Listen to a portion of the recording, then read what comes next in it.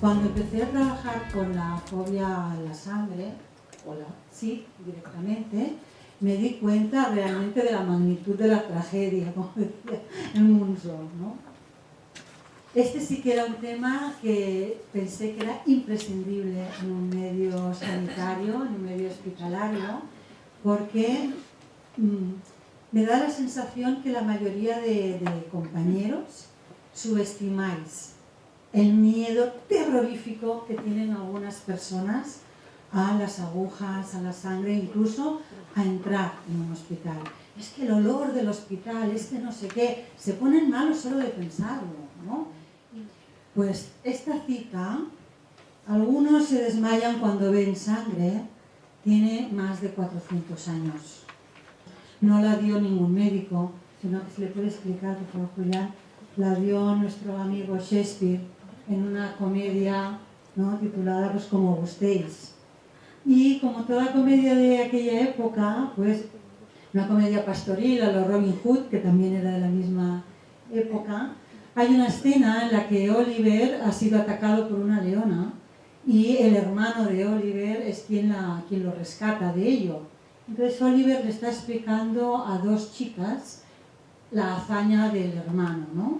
Y cómo con toda esta lucha con la leona, el hermano había quedado gravemente ensangrentado, herido, y traía, ¿no?, un pañuelo a sí mismo con restos de sangre. Si quieres pasar, por favor. Y una de las chicas iba vestida de aldeano, algo también muy típico de la época. Parece mentira como una mujer se ponía un pantalón o se recogía su cabello sobre un gorro y ni el novio la reconocía, ¿no? Esto hoy en día nos parece muy extraño, pero bueno, en los teatros y así lo vemos con mucha frecuencia. Pues cuando esta chica vestida de aldeano, Rosalinda, se desmaya al escuchar hablar de la sangre, Oliver suelta así, ¿no? Bueno, es que hay algunos que se desmayan cuando ven sangre. Y en el momento en que quiere ayudarlo, teóricamente un hombre, a ponerse en pie, le dice, bueno, te faltó corazón de hombre, ¿no? Y ella dice, bueno, en realidad estaba fingiendo, ha sido una buena actuación, ¿verdad? Ojalá tu hermano sepa lo bien que yo actúo. A lo cual Oliver le dice, hombre, creo que hay bastantes evidencias en tu cuerpo y en tu cara de que no ha sido actuado, esto ha sido en serio. Y ante la insistencia de Rosalinda diciendo, no, de verdad, lo aseguro, esto ha sido ficción, le responde, pues la próxima vez que finjas, hazlo como un hombre, ¿no? Entonces esto para decir, no tanto el hecho de que si puede sonar machista o no me voy a meter por ahí, sino el hecho de que la mayoría de personas que tienen hematofobia realmente tienen un gran riesgo de desmayarse. Y eso condiciona un miedo atroz a hacer el ridículo, y especialmente los hombres mucho más que las mujeres. Porque que una mujer se desmaye a nadie nos gusta, pero que un hombre se desmaye también se siente débil, cobarde, raro, ¿sí? Y esto va a condicionar muchísimo el tratamiento, como vamos a ver. Si pasas la siguiente, por favor. Nos vamos ya a criterios diagnósticos, ¿sí? En medicina necesitamos siempre, protocolos claros. Y sabéis que en salud mental tenemos los dos grandes, ¿no? El DSM-5 norteamericano y el CIE-10 europeo o de la Panamericana, ¿no? También Latinoamérica es quien lo utiliza. ¿Me pasas, por favor? Pues ambos tienen incluso ya codificados dentro de las fobias específicas, que serían el número 300 o la F40, según cuál de los manuales estemos investigando, pues tienen el número 29 o el 23X, que está codificando la fobia SID. Se puede decir SIG o SID, es decir, o puede terminar en H de herida o en D de daño, dependiendo de la traducción más o menos literal que tenga el texto, ¿vale? Y 23X, ¿por qué esto de la X? Porque incluye el 23.0, el 23.1, 23.2 y 23.3. ¿Por qué? Porque uno es específicamente para las agujas, otro específicamente para el quirófano, para la sangre y tal. Pero luego se vio que realmente es un subconjunto de patologías o de fobias, de miedos, que se van a tratar de la misma manera. Entonces, ¿para qué atomizar tanto, ¿no?, su codificación. Y en estos manuales ya se menciona que las personas con fobia SIG muestran una tendencia para el desmayo ante cualquier estímulo fóbico, real o imaginario. Vamos a pasar al siguiente, por favor. Entonces, ¿en qué se caracteriza la fobia SIG? Lo primero, como cualquier otra fobia, un miedo desaforado, un miedo que va mucho más allá del que consideraríamos normal. Si una persona tiene miedo a meterse en una fosa llena de leones y cocodrilos, eso no es una fobia, eso es pura supervivencia, ¿verdad? Pero si tengo miedo, no sé, a las botellas de agua y todo mi comportamiento es como si fuera el cocodrilo que me va a comer, entonces es que le hablo de fobia. Yo creo que hasta aquí todos estamos de acuerdo y no hace falta insistir más. Como el miedo es algo que llevamos muy mal y la ansiedad que provoca también, pues ¿qué hacemos? Si podemos evitar pasarlo mal, pues evitamos, ¿de acuerdo? Así que siempre en toda fobia hay conductas de evitación. Y todo esto es común en cualquier fobia, no solo en la SID, ¿vale? Pero ¿qué ocurre con la SID? Una que es, dentro de las fobias específicas, es la que más se da en la población. Estamos hablando entre un 3 y un 4% de la población adulta. Es muchísimo. Acá, porque estamos todos los interesados en la hipnosis y hemos logrado entrar en un hospital. No tendremos mucha fobia. Pero si vamos a la calle, hay gente que ni siquiera iba a poder entrar aquí. Porque ya piensa, ¿y si voy a encontrar sangre, voy a encontrar heridos, voy a encontrar agujas, voy a encontrar... se les dispara la imaginación, como luego veremos. Además, más frecuente en mujeres también. Y un dato importante es que hay una escasa demanda en pedir ayuda. Y esto de hecho es lógico, porque la ayuda, ¿dónde la van a encontrar? Pues justamente donde los médicos y psicólogos. Por tanto, si es aquello que temen, ¿cómo van a ir a buscar ayuda donde temen ir? Y por tanto es difícil.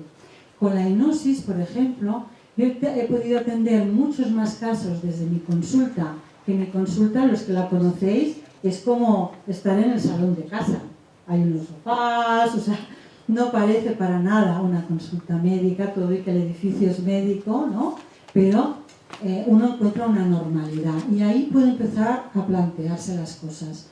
Pero desde el medio hospitalario, que también he hecho algunas intervenciones para fobia a la SID, el primer problema ha sido que entrara en el hospital, ni que sea para verme a mí. He tenido que salir yo a los jardines, ¿sí? Pasamos a la siguiente, por favor. A la siguiente. La clínica, pues como todo, tiene componentes fisiológicos, cognitivos, emocionales, conductuales, como cualquier otra patología, ya lo sabemos. Fisiológico, pues ¿qué dice la gente cuando tiene miedo? Sí, ya lo sabéis todos. Se nos dispara el corazón, nos tiemblan las piernas, nos sudan las manos, ¿no? Lo típico, lo característico. Cognitivamente, pues muchas veces en este tipo de fobias, más que pensamientos, que también los hay, lo que aparecen son imágenes terroríficas. Luego incidiré sobre esto. Emocionalmente, pues miedo y ansiedad, como cualquier fobia, y en esta específicamente vemos también un umbral del asco diferente de la población habitual. Por eso, ¿quién de los que trabajáis en hospitales o en CAPS no estáis hartos de escuchar vuestros pacientes diciendo ¡ay, qué asco! Es que mira qué herida tan fea, ¡qué asco! Les genera mucho asco directamente, ¿vale? Y conductual, pues obviamente la inquietud característica de la ansiedad y por supuesto, si me puedo largar, me largo. Y si lo puedo evitar, mejor, ¿no? En la siguiente, tenemos que dentro de la hematofobia es la única fobia, o la fobia SID, las utilizaré casi indistintamente, nadie se perdona. Es típica la respuesta bifásica, que es lo que lo diferencia de las demás fobias. Si una persona tiene fobia a las arañas y ve una araña, aparte de gritar, sudar y taquicardizarse, lo que va a hacer va a ser salir corriendo. Pero cuando una persona tiene fobia a la sangre y se encuentra con sangre, se desmaya. No puede salir corriendo, ¿no? Por eso esta respuesta bifásica de inicialmente la taquicardia, las palpitaciones, ¿no? Sube la tensión, sube la frecuencia cardíaca y la frecuencia respiratoria, pero en muy poco tiempo, en apenas unos segundos, cae de golpe las cifras tensionales, me refiero, y de frecuencia cardiorrespiratoria, y por tanto la persona se sincopa. Y si no llega a desmayarse del todo, sí que se queda groggy, medio mareada, ¿no? Con el típico sudor frío, palidez, de cuadro vasovagal, que también ya todos conocemos. Esta respuesta bifásica se postuló pues, desde los años 60, que es conocido, desde el 61 en concreto, se postuló si es que primero había una respuesta simpática y luego una respuesta parasimpática. Y la verdad es que los estudios posteriores de dinámica cardiocirculatoria, sobre todo, hay una línea liderado por unas cardiólogas italianas, súper bueno y aparte bastante reciente, que dice que no han encontrado ningún parámetro que haga pensar en una respuesta parasimpática. Parece que todo ello es respuesta simpática. Por lo cual todavía estamos buscando el por qué la gente se desmaya con la sangre.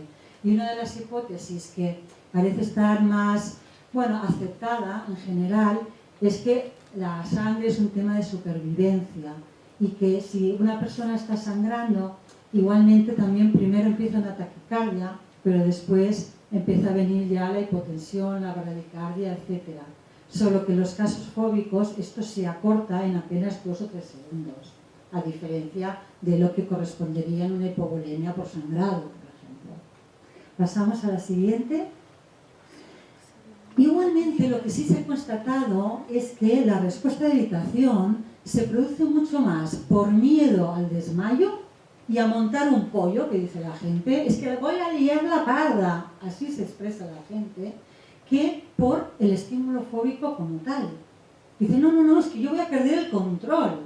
Y qué vergüenza, y especialmente qué vergüenza, pues las personas, no porque sean más vergonzosas en cuanto a tímidas, sino por las que consideran que no pueden hacer este papelón, porque no le corresponde por su edad, género, título o rol social que maneja.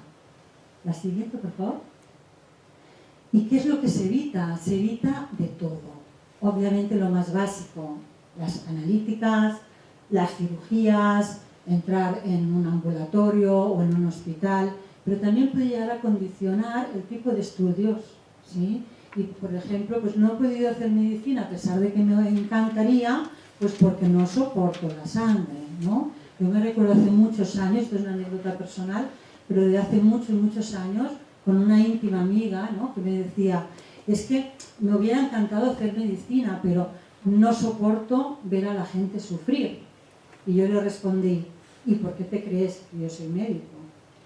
Por lo mismo, no soporto a la gente sufrir, pero yo hago algo, ¿no? Pero también, por ejemplo, el no quererse quedar embarazada por miedo al parto, porque en el parto va a haber sangre y me van a tener que hacer 50 análisis y me van a tener que poner vías y voy a tener que estar en el hospital y ¡ah, socorro! No, prefiero directamente no ser madre. Es fuerte, estamos hablando ya de una elección vital, ¿no? La siguiente, por favor. Por eso las metas que queremos establecer pues son unos mínimos. Poder acudir a un hospital, aunque sea hacerse una radiografía o hacerse una exploración del tipo que sea, poder realizarse pruebas médicas, poder presenciar conversaciones o películas o incluso poder pensar en ellas sin marearse, poder atender a los hijos si se hacen pupa en su rodillita, cosas del día a día, cosas que no son tan extraordinarias como un miedo a las serpientes tropicales. Va a ser mucho más raro, ¿no? La siguiente, por favor. Por tanto, en nuestros objetivos, ya como profesionales, tenemos 3 grandes parámetros, ¿no? O 3 grandes líneas. Por un lado, a nivel fisiológico, pues haremos para disminuir la ansiedad, y este énfasis en que la persona no se ponga tan taquicárdica, tan temblorosa, que no se vaya a desmayar. también a nivel cognitivo, sobre todo pues con estas imágenes y pensamientos que la persona suele tener, y desde luego evitar las conductas de evitación, evitar, porque cuanto más evitamos, menos vamos a superar aquello que no conseguimos ni siquiera pensar. La siguiente. Así, en el primer punto, en el reducir la ansiedad, trabajamos básicamente con dos cosas. Una, la psicoeducación, porque en la primera entrevista, incluso antes, telefónicamente o por mail, o dependiendo de cómo entre la solicitud del cliente, del paciente, ya empiezo a explicarle las características de la fobia, ya le empiezo a explicar que no es que tú seas un cobarde, es que esta fobia funciona así. Y la mayoría de personas que temen la sangre se desmayan. Entonces no es porque tú seas más débil que la media, es que esto es así. Pero esto además tiene tratamiento, y tiene un tratamiento eficaz, con una alta eficacia.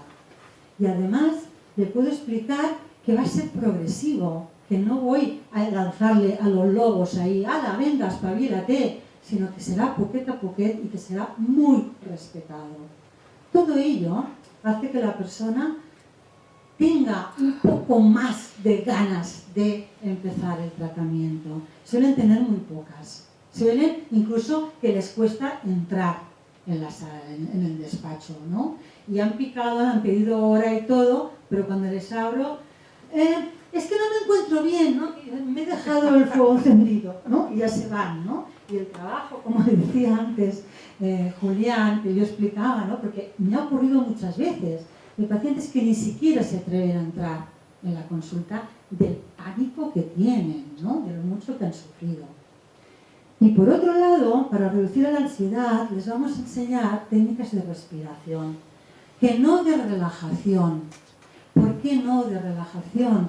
Porque si precisamente la segunda fase de esta respuesta bifásica es el cuadro vagotónico, y lo relajo, seguramente facilito todavía esa vagotonía. Por tanto, no interesa estar relajado, ¿de acuerdo? Sí, técnicas de la respiración. Con respiración tenemos mayor control de nuestra fisiología y nos sentimos mucho más seguros, ¿de acuerdo? En la siguiente diapositiva vamos a reducir también o manejar los pensamientos relacionados. ¿Cómo? Pues, por ejemplo, le explico el modelo de Ellis, el ABC, ¿no? Que supongo que ya lo conoceréis, donde la A es la situación, el B es el de beliefs, de los pensamientos, y la C es la conducta, ¿no? Y entonces les puedo explicar que su ansiedad no es tan producida por la aguja, sino por su cabeza, por sus pensamientos. Por tanto, si cambiamos un poquito los pensamientos, seguramente también cambiaremos la respuesta de ansiedad. ¿Se entiende? ¿Hasta aquí? ¿Vale? Por supuesto, también reestructuración cognitiva. Todos aquellos pensamientos ansiógenos y catastrofistas que suelen tener, de ¡ay, Dios mío! Es que no voy a poder, es que no, ay. Ni siquiera salen las palabras. Hay tanto miedo que ni siquiera salen las palabras. Solo es ay. Cambiar eso por pensamientos más funcionales, ¿vale? Dime solo un ay, no me digas 4, dime solo uno. Y, por supuesto, también podemos utilizar técnicas pues, como la de Wall, de descripción del pensamiento, aunque no se trata tanto de eliminar pensamientos, sino de que reducirlos, obviamente, sustituirlos en lo posible, pero también aquellos que podamos tener, saber afrontarlos, ¿vale? En la siguiente vamos a entrar en el punto 3, que ya es eliminar las conductas de evitación.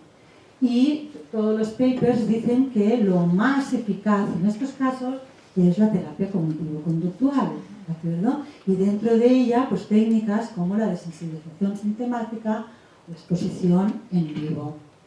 En este caso, estamos en las jornadas de hipnosis, ¿sí? Antes, no sé si lo he dicho muy claro, pero aprovecharía para decirlo ahora, la hipnosis no se considera una terapia en sí misma. La hipnosis es un medio, ¿eh? Es un medio que justamente focaliza la atención, como veíamos en los conceptos de primera hora de la mañana, focaliza la atención y facilita se hace más permeable a las sugestiones, ¿no? La persona, así lo hemos acordado, ¿verdad? Pues precisamente, puedo utilizar técnicas de la terapia cognitivo-conductual y además ponerle hipnosis como coadyuvante. Luego explicaré por qué en este caso es tan y tan importante la hipnosis, que multiplica la eficacia de estas técnicas. En la siguiente, por favor. También se le dice a la persona que sí, el tratamiento consiste en exponerte, pero no voy a enviar a ningún soldado a la guerra a pecho descubierto, porque me lo vais a matar en el primer disparo. Entonces necesitamos que esta persona tenga sus propios escudos, sus propias protecciones, su propia seguridad. Y para ello tenemos que conseguir un alivio sintomático antes de la exposición. ¿Cómo? Pues como decía, con técnicas de control respiratorio, que son súper sencillas y que se pueden practicar en el metro, es igual, mientras hacemos la cola del supermercado, ¿no? Es súper sencillo. Y también lo que se llama la tensión de Host, ¿vale? Es lo que prevendría el desmayo. Las respiraciones para la primera fase de la respuesta difásica y las tensiones de Host para la segunda. Próxima, por favor. La exposición además siempre va a ser gradual. No es que de primeras ya te llevo al foso de los cocodrilos. Vamos a ir poquet a poquet y primero en imaginación y después en vivo. Ya estamos viendo por dónde entra la hipnosis, ¿no? Bueno, además de la exposición, se le entrena a la persona también a que se diga a sí misma cosas positivas, pero no por happy-flauismo, sino porque tenemos que hacer esa reestructuración cognitiva en la que los pensamientos catastrofistas se sustituyen por otros que encourajan, no sé cómo se dice, ¿no? Que motivan a la persona, le dan fortaleza para continuar con el tratamiento. Y eso lo van a hacer antes, durante y después de cada una de las exposiciones. Y por otro lado, el terapeuta, el médico, el psicólogo, quien sea, va reforzando positivamente cada uno de los logros. Y eso también se ha visto que es clave para la eficacia. Hacer esto o no hacerlo marca una diferencia también. Por tanto, os estoy presentando lo más eficaz de todo, ¿vale? La siguiente, por favor. ¿Cuál es el método de Host o las tensiones aplicadas de Host? Pues la verdad es que es súper simple. Primero le enseñamos a tensar los músculos principales del cuerpo y después le enseñamos cuándo tiene que tensar los músculos principales del cuerpo.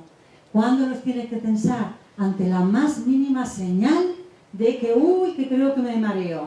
En el creo que, ahí. En la siguiente, los pasos de la tensión aplicada del Host, la verdad es que son súper sencillos. Primero, la persona sentada, y si está sentada en una posición que puede recordar estar en un laboratorio a punto de ser extraída su sangre para una analítica, mejor. Entonces, si tenemos una silla y un brazo, mejor, ¿de acuerdo? Lo primero, ¿qué se le dice? Aprieta el puño, lo podéis hacer todos a la vez. Si queréis, lo hacemos todos a la vez, pero queréis lo rápido que uno aprende a hacer tensiones de Host, ¿vale? Se aprieta el puño, los dos puños, yo esto no puedo porque tengo un micrófono, los dos puños y contamos 1, 2, 3, 4, 5, 6, 7, 8, 9, 10. Afloja, 1, 2, 3, afloja, 6, 8, 9, 10. Aprieta, 2, 3, 4, 5, 6, 7, 8, 9, 10. Afloja, abre tus puños. Aprieta. Fuerte, fuerte. Afloja, abre tus puños. Listo. ¿Alguno está relajado? Levantamos la mano si alguno estuviera muy relajado. No, no interesa relajarse. La tensión aplicada de Host es sin relajamiento. ¿Vale? Bien. La segunda fase, ¿en qué consiste? Imaginad que ponéis una monedita en medio de vuestras rodillas. Por tanto, junten las rodillas, por favor. como si tuvierais una monedita, ¿vale? Y levantamos las piernas del suelo, separando los pies del suelo, ¿vale? Y contamos a 10, ¿de acuerdo? Arriba, 2, 3, 4, 5, 6, 7, 8, 9, 10. Al suelo, 3, 4, 5, 6, 7, 8, 9. Arriba. 7, 8, 9. Abajo. ¿Vale? ¿Os habéis relajado? No. ¿A que suena un poco a entrenador deportivo esto? ¿Verdad? Suena a gimnasia, ¿verdad? Pues aún no hemos acabado. La tercera parte es como si quisiéramos levantarnos de la silla sin usar nuestras manos en el posabrazos, ¿vale? Queremos levantarnos un poquito, 2 deditos el culo por encima de la silla, ¿vale? Cuenta 3 y empezamos, ¿sí? 1, 2, 3, arriba, 3, 4, 5, 6, 7, 8, 9, abajo, 3, 4, 5, 6, 7, 8, 9, arriba, 3, 4, 5, 6, 7, 8, descansamos. ¡Ay! ¡Ay, qué bien estamos! Se va a desayunar. El café se nos ha puesto bien, el bollo un poco mal.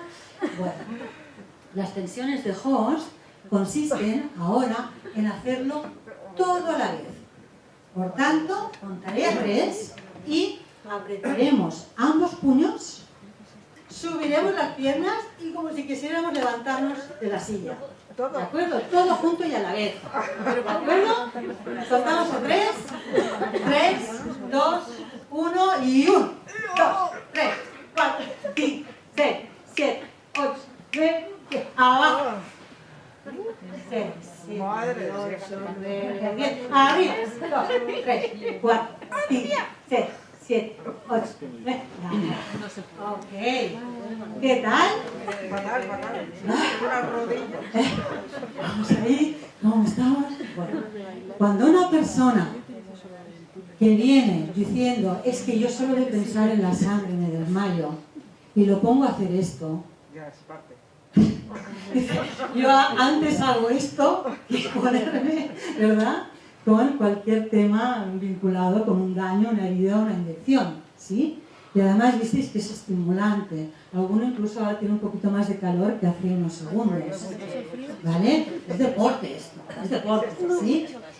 Cuando hacemos deporte, lo sabemos, es de sentido común y porque sois sanitarios, ¿qué nos pasa a nuestra tensión, a nuestra frecuencia cardíaca y respiratoria?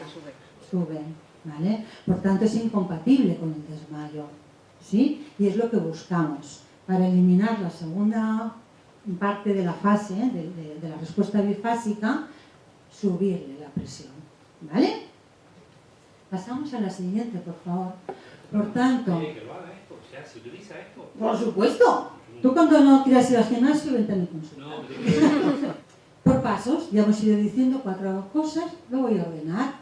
Lo primero, preparo el terreno.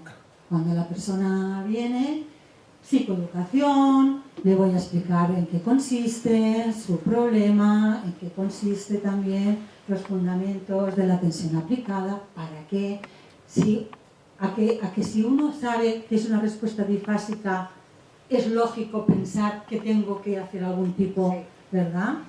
Y también, obviamente, inicio ya cambios a nivel cognitivo, ¿no? Empiezo ya también algunas reestructuraciones, o le explico cómo poder aplicar la detención del pensamiento, o cambios fisiológicos.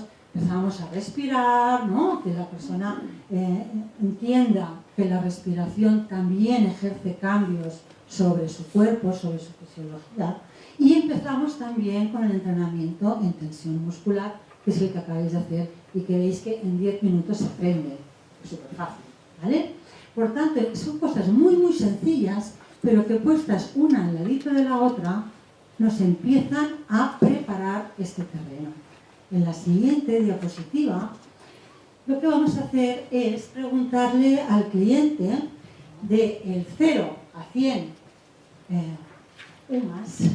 ¿Sabéis lo que son las UMAS? Las UMAS son las unidades de medida de la ansiedad. Es así, ¿no? Al igual que la escala EVA, ¿no? Del 0 al 10, del dolor, ¿no? escala visual analógica, ¿cierto? Del 0 al 10, ¿cuánto dolor tienes? 3, o 5, o 12, dependiendo de las personas.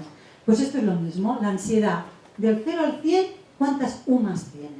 Por decirlo de alguna manera, son las unidades, ¿de acuerdo? Pues entonces, generalmente la persona no suele empezar por lo que más miedo le da. Porque solo de decirlo, lo visualiza y ya empieza a marearse. Es así, ¿vale? Sino que suelen decir cosas intermedias, ¿no? Por ejemplo, yo todo lo que sea con todas estas asquerosidades, y ni siquiera lo mencionan, ni siquiera lo preguntan. Entonces, poder hacer una jerarquía individualizada de situaciones temidas a veces me lleva a 1 y hasta 2 sesiones, porque cuesta que la persona realmente diga de menos a más o de más a menos, o yo ordenarlo, ¿no? Una escala de por lo menos 10 ítems. Es importante, ¿vale? Este caso los traí a propósito de un caso, que hay muchas publicaciones de a propósito de un caso. Pues eso, lo que menos era ir al hospital a hacerse una prueba, que cuidado, no tenía nada que ver con la sangre, era una radiografía, ¿vale? Pero entrar en el hospital, podríamos decir, ¿no? Y lo que más, la última, las 100 sobre 100 UMAs, realizarse la extracción directamente por una punción intravenosa, no una aplicatura en el dedo como un Benetest, ¿no? Un control de glicemia, sino directamente en vena. En la siguiente ya vamos a la exposición, pero para iniciar la exposición tenemos que la persona conoce muy bien de qué se trata su tema, conoce muy bien lo que vamos a ir haciendo y ya además está preparada con herramientas como la tensión de Horst o como la respiración, ¿sí? Y sabe que con ellas, con la respiración, puede bajar un poco sus taquicardias y en cambio con la tensión de Horst puede subirlas, ¿sí? Por eso se puede autorregular y esto es fundamental. La autorregulación da mucha seguridad y sensación de autocontrol al cliente. Vamos por la siguiente. Empezamos con la exposición en imaginación. Lo primero que hago utilizando la hipnosis es precisamente imaginar escenas neutras. No le hablo de sangre ni de inyecciones ni de nada. Primero una escena neutra. ¿Quién no ha tenido alguna experiencia de haber ido a un lugar que le ha resultado francamente hermoso o donde se ha sentido súper bien o porque un paisaje fascinante? En fin, cada uno tenéis vuestra experiencia. Así también los clientes que vienen tienen las suyas. Y en esa partecita, ¿no?, de escucha activa que hacemos más en hipnosis que en medicina, pues se le pregunta, ¿no? Y se le entrena a imaginarse. Vale, de acuerdo, fue en una cafetería en la Plaza Mayor en Andorra la Vella. Muy bien. Y pues vamos ahora, con conciencia, a irnos para allá. Venme narrando. Bueno, estoy en la cafetería de la plaza de tal, ¿vale? Algo más. Estoy muy bien. Algo más. Si no dice, no sabe, no tal, la hipnosis es fantástico, porque soy yo la que le voy diciendo, ¿no? La temperatura que hace, ¿no? Las personas que pueden haber, los sonidos más lejanos, más cercanos, cómo te sientes tú tomándote ese café en la plaza, el sabor del café, el olor del café, que no lo reconoce, etc. Y yo me recreo porque le hago recrear a la persona. Entonces la persona se entrena a imaginar escenas, primero de índole neutro o incluso agradable, porque si puede ser agradable, ¿para qué va a ser neutro, no?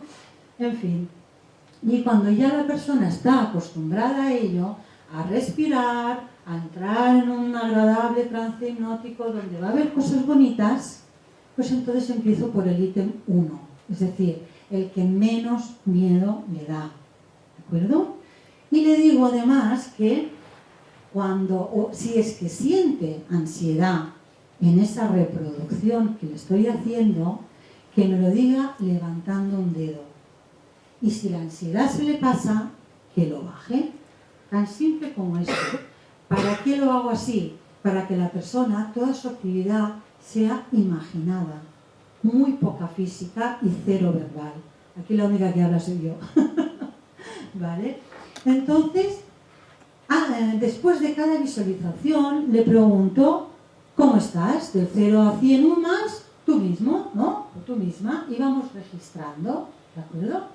Si logramos 2 visualizaciones de por lo menos 1 minuto entero, sin que la persona sienta ansiedad, podemos pasar al siguiente.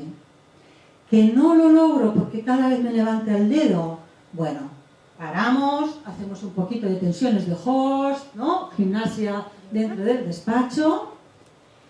Podemos volver a hacer una hipnosis con una imagen neutra o agradable, es decir, salimos y vuelvo a intentarlo, ¿vale? Muchas veces solo con esto la persona ya siente un poco menos de ansiedad. Por eso Wolpe hablaba de la desensibilización progresiva, es decir, nos vamos habituando a aquello, poquet a poquet, pero nos vamos habituando y reaccionamos menos. No obstante, si tras 5 intentos la persona sigue con mucha ansiedad, es que el ítem no está bien recogido y hay que dar un paso atrás a algo que sea menos fóbico, que le dé menos reacción, ¿vale? Porque siempre tenemos que empezar por cosas muy poquitas. El poder dar un paso, ver que funciona, me da seguridad y me atrevo a dar el siguiente. Si yo quiero dar un paso muy largo y me caigo por el camino, me va a costar dar el paso siguiente, ¿sí? Por tanto, vale la pena ir afianzando progresivamente. Si quieres la siguiente.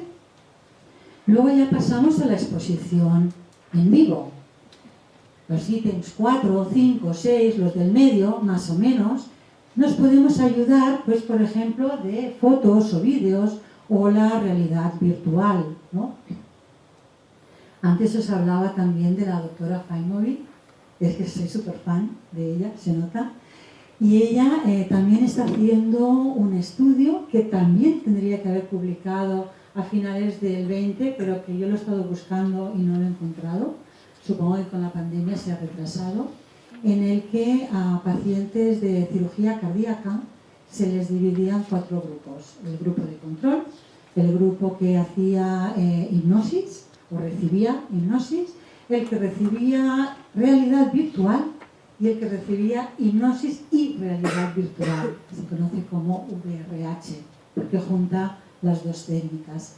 Tengo mucha curiosidad de cómo habrá terminado este estudio y ojalá que prontito lo podamos leer. La cuestión es que empezamos a exponerle a estímulos que ya no solo están en su imaginación, sino que son ya palpables o visibles, ¿sí? Yo en la consulta, por ejemplo, bueno, aquí dices ítem 7.9, colaboración con los encargados de la extracción de sangre, o los técnicos de laboratorio, o enfermería, o quien sea. Yo en la consulta, pues tengo ya como, ¿sabéis estas bandejitas de verduras que vienen así, ¿no? Puestas, pues tengo algo parecido y ya las tengo puestas por ítems, porque suele ser parecido, ¿no? Entonces tengo de todo, desde un algodón, que quizá es lo que menos miedo da, el alcohol repele. Ahora la pandemia nos ha ayudado un poco a aceptar el alcohol, pero antes de la pandemia la gente olía el alcohol y ¡ay, qué asco! Les daba asco. A mí me gusta el olor del alcohol. Bueno. Pero también pues tengo jeringas de todos los tamaños, sin aguja primero, luego tengo agujas y agujones, ¿no? De todos los tamaños también, smarts, bueno, de todo, equipos de esferoterapia, de todo, ¿no? Según lo que vaya a necesitar esa persona. Y poquet a poquet pues le voy introduciendo. Al principio solo verlo ya se levantan, ya se quieren ir, ¿vale? Pero entonces, respira, si te vas a marear, tensión de host, todo lo dicho hasta ahora, ¿vale? ¿Y qué es lo que hago también? Pásenme por favor a la siguiente. Cada 10 minutos, estas sesiones de la 5ª a la 9ª, más o menos, son sesiones de unos 45 minutos. ¿Por qué? Porque realmente hay momentos de ansiedad y agotan. No podemos estar 3 horas allí machacando a la persona. Igual que los primeros ítems, no lo he dicho, pero igual lo habéis visto, no más de 10 minutos de ansiedad, ¿vale? Porque agotan. Y necesitamos afianzar los pasos como venía diciendo, ¿vale? Entonces, vamos a ir haciendo durante los 45 minutos, vamos a ir haciendo cada 10 minutos más o menos, ¿no? ¿Y a cómo estás ahora? ¿Y a cómo estás ahora? Incluso en los dispositivos de realidad virtual, puedo desde el ordenador manejar y aparece, ¿no?, delante de la pantalla que el paciente ve, yo no, pues está en su casco, pero ya lo pone, ¿no?, de 0 a 10, y entonces pulsa y a mí me sale en el ordenador pues 30 o 50 UMAS o 10 UMAS o los que sea, y cada 10 minutos, pam, pam, pam, se le va preguntando, ¿vale? Porque se le acompasa en su ritmo y no se va más rápido que él o ella. Y el último ítem, pues claro, se considera superado si se logran los objetivos marcados, ya sea que tenía que hacerse una punción o una analítica o una pequeña cirugía o en fin, lo que sea que tuviera que hacerse la persona. La siguiente, por favor. Y luego esto, que todas las sesiones empiezan con el último ítem superado.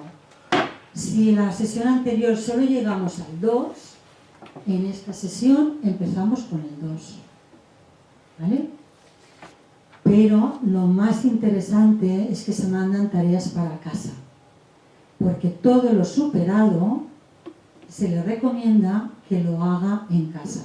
Yo por eso cuando les enseño, por ejemplo, el primer día una jeringuilla sin aguja, es que no la quieren ni tocar. Ni tocar. Pero se la acabo entregando, aunque sea en una bolsita de farmacia, si no la quieren tocar, para que en casa la puedan ir mirando, oliendo, tocando. Llénala de agua y juega con tus hijos como si fuera una pistola de agua, en fin, lo que sea, ¿vale? Pero que se vaya exponiendo no solo en consulta, sino en lo cotidiano. Eso es lo más importante. La siguiente, pues eso, la hipnosis en fobia. Aquí recupero un poco el comentario de este participante, gracias, para decir que efectivamente aprendemos en contextos de serenidad y confianza. Yo siempre les bromeo diciendo que si alguna vez me ahogo en la playa, por favor, que no vengan a enseñarme inglés en ese momento, ni ruso, porque no estaré por horas, ¿vale? Entonces, para aprender necesitamos tener una cabeza abierta, una cabeza serena, ¿sí? Y esto es un aprendizaje, porque esto es un descondicionamiento de todo lo que la persona lleva quizá 20 años, 30 años o 80 años comportándose de una manera, ¿de acuerdo? Por tanto, la hipnosis juega un papel muy importante cuando nos damos cuenta de que el componente imaginario es fundamental en este tipo de trastornos fóbicos. La persona, si me pasas la siguiente, por favor, Julián, la persona suele producir imágenes terroríficas, ¿sí? Sus imágenes mentales suelen ser realmente ansiogénicas, ¿sí? Y el terapeuta debe aprender a reconstruir esas imágenes, a cambiarlas, a sustituirlas, a quitarle, los que hacéis PNL, pues a trabajar con sus modalidades, a quitarle intensidad, a quitarle negrura y ponerle a lo mejor un poco más de brilli que hace menos miedo, ¿vale? Pero es que además Datz en el 2004 fue el que demostró que efectivamente las personas con mayor capacidad imaginativa suelen tener también una mayor tendencia al asco, a lo bonito y a lo feíto, ¿de acuerdo? Porque enseguida se lo representan, ¿sí? Y puede más lo imaginado que lo real tantas veces. La siguiente, por favor.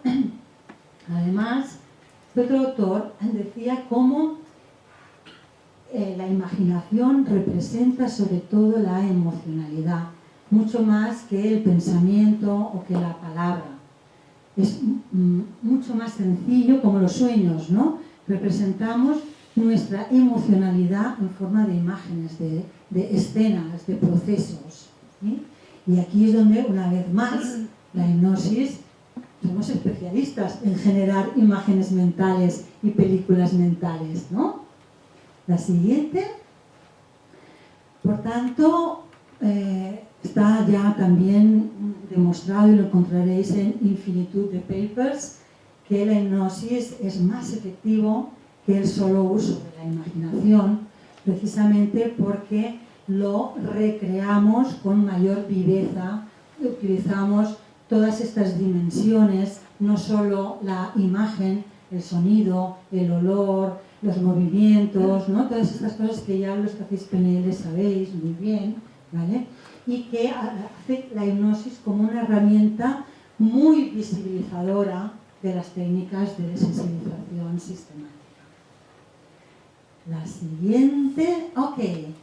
Esta simplemente es para recordaros el estudio del hambre del 92, que me imagino que por lo menos todos los psicólogos habéis escuchado una vez en vuestras vidas, y algunos no psicólogos también. Lambert lo que hizo fue mirar qué determinaba el éxito de una terapia, ¿vale? Y miró pues si dependía de la técnica, si dependía de esto, de lo otro, del placebo, que alguien también mencionó el placebo, de qué dependía. Y dentro de los factores que puso en su quesito explicativo, había los factores comunes, es decir, aquellos que están en todas las terapias, ¿no? Y que tienen que ver con el terapeuta, y que esos eran responsables del 30% de los éxitos, es decir, un tercio, una tercera parte, depende ya no de la técnica, sino del cómo, no del qué, ¿verdad? Y algunos de estos factores comunes que describía pues pueden ser la empatía, la aceptación, el animar al paciente, la escucha activa, todas estas cositas que sabemos hacer, sobre todo cuando tenemos tiempo y ganas, y que son tan buenas para la persona. Pero en el caso de la hipnosis hay unos puntos clave, además, ¿no?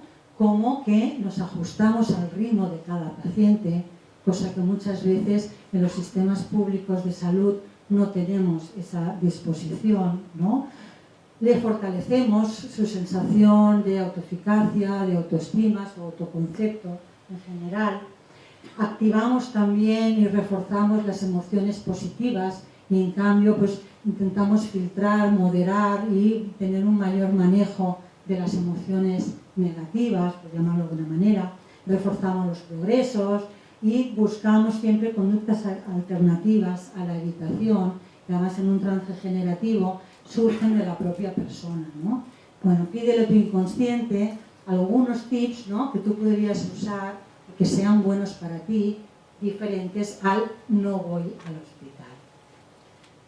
Siguiente. Pues muchas gracias por la atención y aquí lo dejo.